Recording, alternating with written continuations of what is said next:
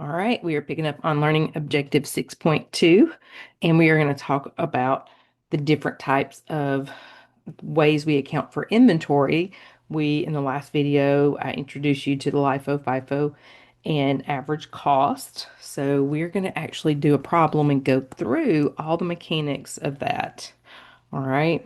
But first, kind of want to give you a little bit of information just if you're just given a couple of numbers and they're wanting you to calculate like any of these numbers, think about inventory starting off with beginning inventory. Beginning inventory would be last year's ending inventory.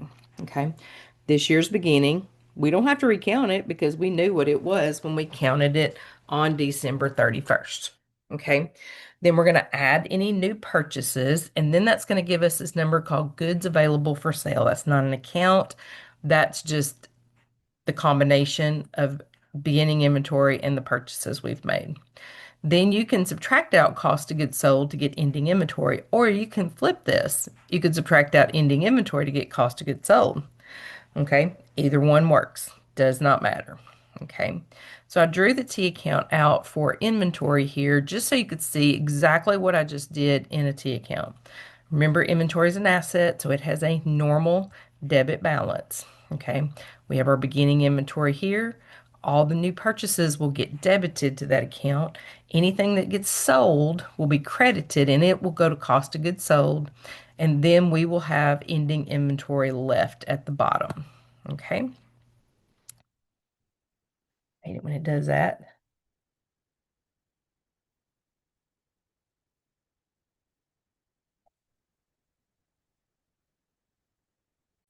All right. Sorry about that. My computer or my OneNote just kind of froze a little bit.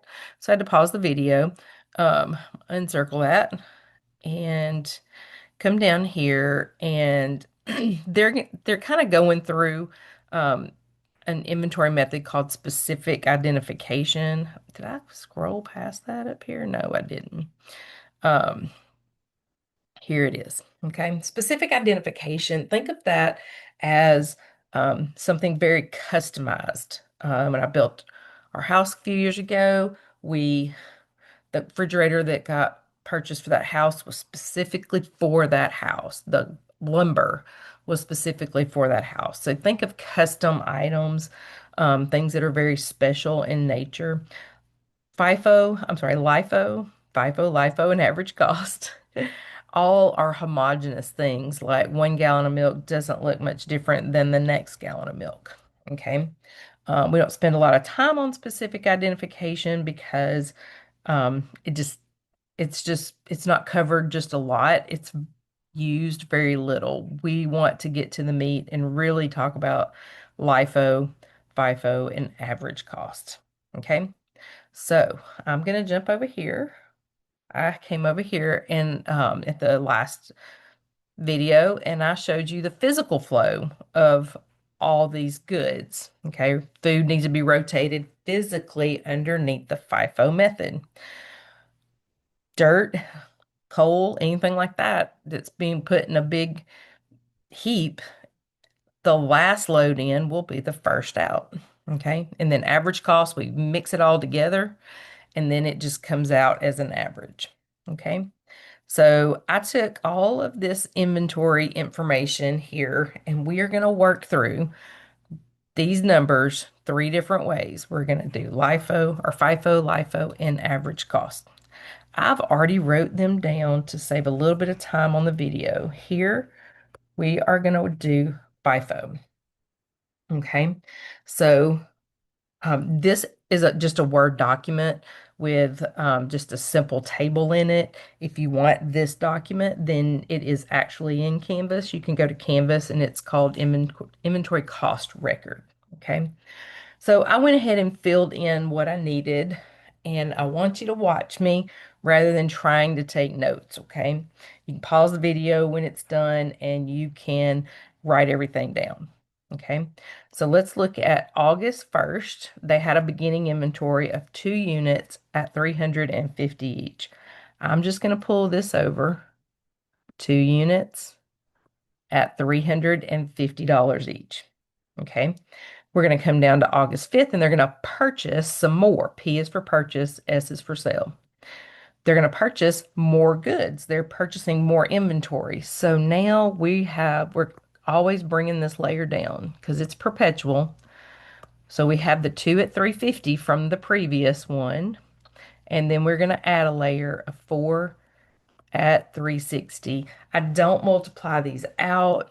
My counting lab might make you do that. I'm not really sure. Um, I just don't do it right here because there's already so much on the screen. Okay. So then we're going to come down to the 15th and we are going to sell 4 units. Okay. We're going to sell 4 units.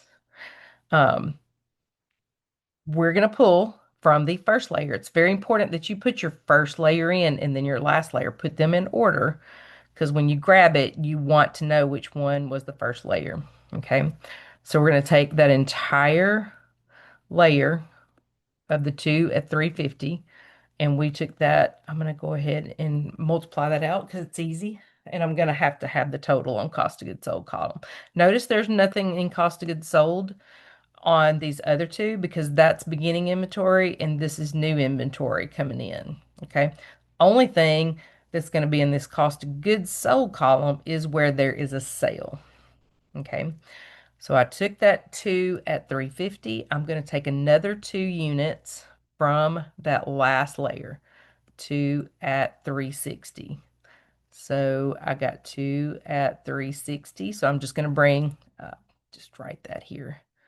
2 at 360. That might be kind of confusing to draw that line through there. Let me do that. I took 2 out of that layer, and there is 260 left. Okay. I have my phone here as a calculator, so I'm going to go ahead and put that one in. All right. So now we're coming down to August the 26th, and we have a purchase. We are going to bring down the ending inventory from the previous one. Okay. And we're going to add another layer. We have a layer of 12 at 380. Okay. Last thing that we're going to do for FIFO is we're going to sell 10 units. So we're going to sell 10 units. We're going to take this first layer completely. We need 8 more units to get to the 10. So we're going to pull 8 units from that 12 at 380. Okay. And then that will leave us ending inventory of 4 at 380. Okay. I'm going to do some totals here real quick.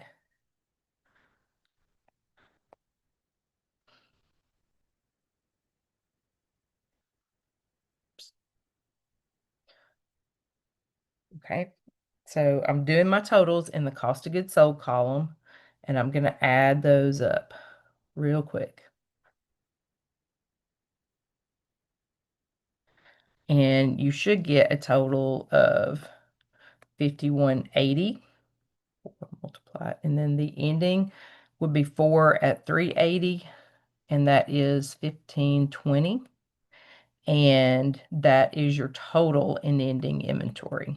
Okay, I'm going to pause the video real quick and make sure I have my numbers right. All right, so those numbers are right for FIFO. These are probably in your textbook, just FYI. So you can probably find them there. Okay, so we're going to take this exact same problem now and we're going to do LIFO, and you're going to see how the numbers are going to be different. Okay, so just FYI, just remember cost of goods sold, this number right here, that is what's going to the income statement. The ending inventory, that is what's going to the balance sheet. Okay. All right. We're going to come down here and do LIFO now. All right. We're going to start off the beginning just the same way. And again, it'd be good if you watched me and then just pause the video and write everything down. Okay. So we're just going to bring that ending inventory or bring that beginning over to the ending.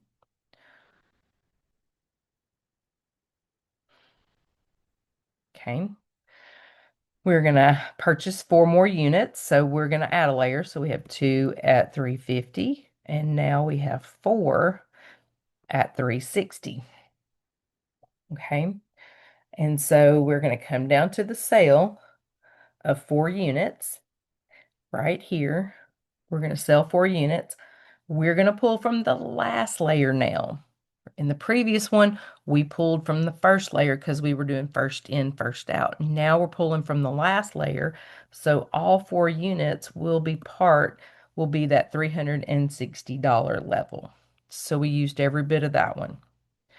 And we're going to bring our 2 at 350 down. Okay. Now we're going to have another purchase. We're continually bringing this down. So we have 2 at 350. We're bringing this down gradually because we're doing perpetual inventory. If we were doing periodic, it would be completely different. Okay. And then we're going to add 12 at 380. Okay. We come down here to the last day of the month and we're going to sell 10 units. All 10 units are going to come from that last layer. So we'll have 10 units at 380. We're going to pull that from that last layer. So now we have 2 at 350 and we have 2 at 380. Okay. Do this math really quick. This is 760. That gives us ending inventory total 1460. I just added those two numbers together.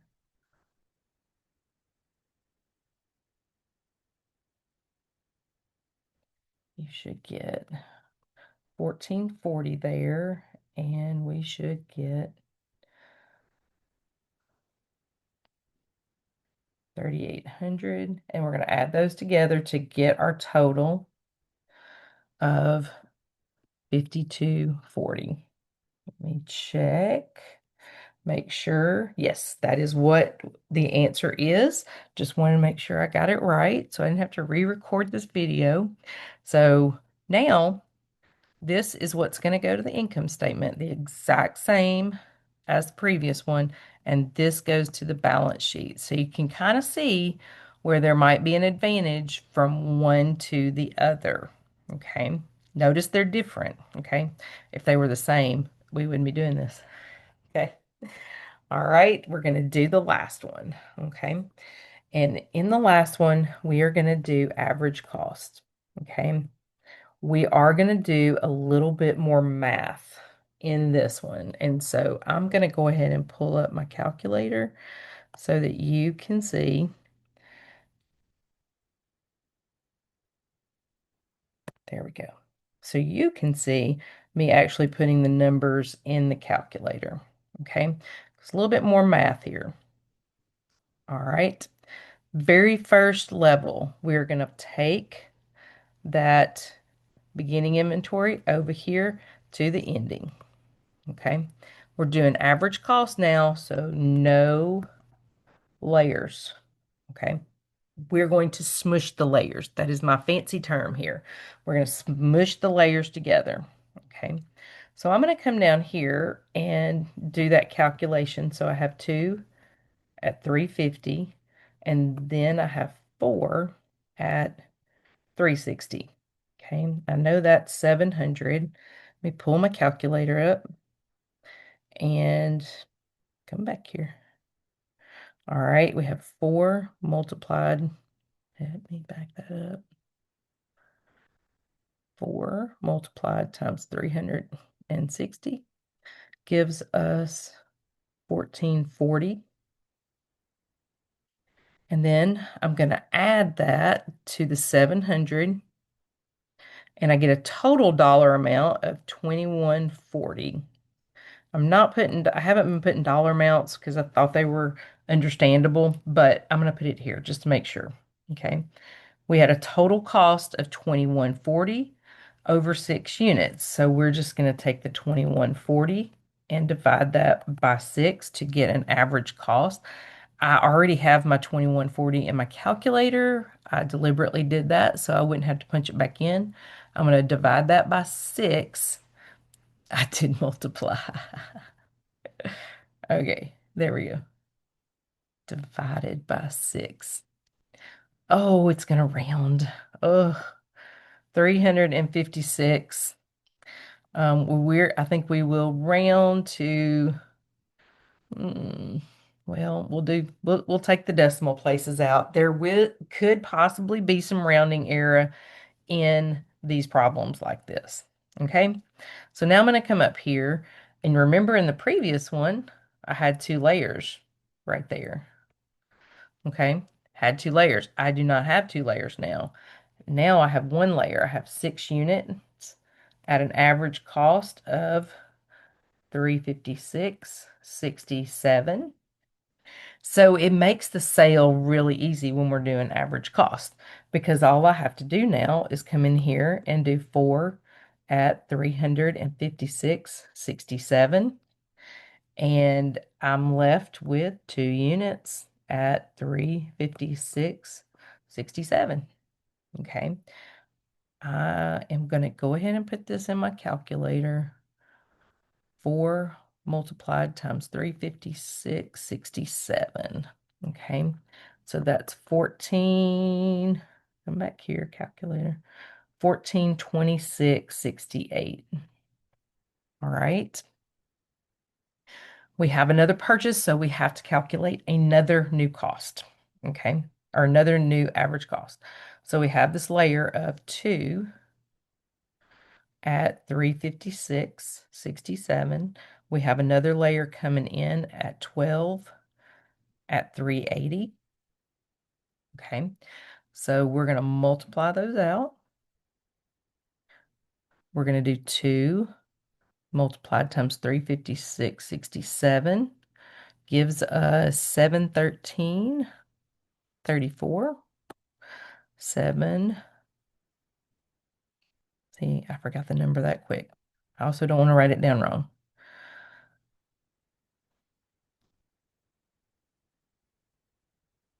Okay, I'm just going to do them on my calculator so the video is not super, super long.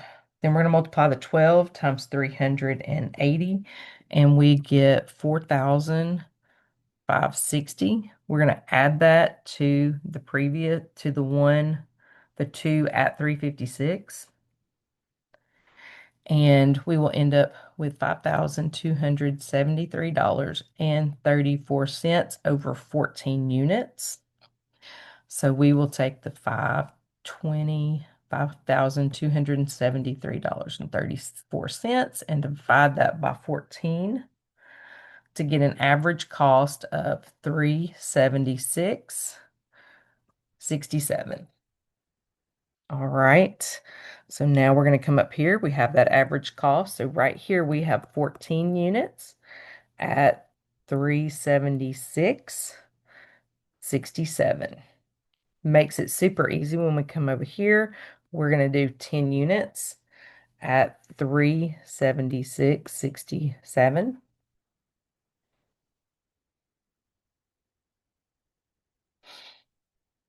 And that is 3,766. Yes, I probably should have been able to do that in my head, but I don't trust my head sometimes. We have 4 units left at 376.67.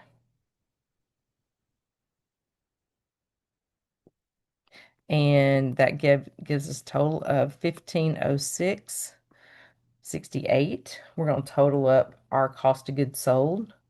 1426.68 plus 3766.70, and that gives us 5193.38.